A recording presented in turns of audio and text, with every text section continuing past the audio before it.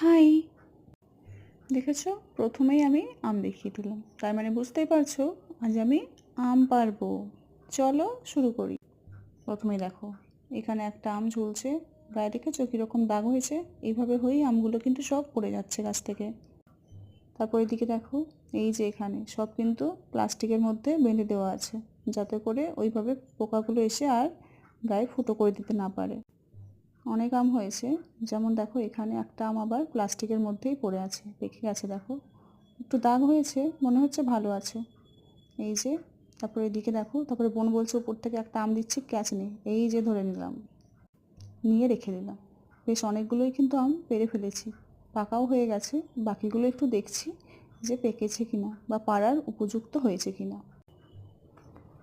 ব্যাস এইভাবেই চলছে আমার আম পাড়া।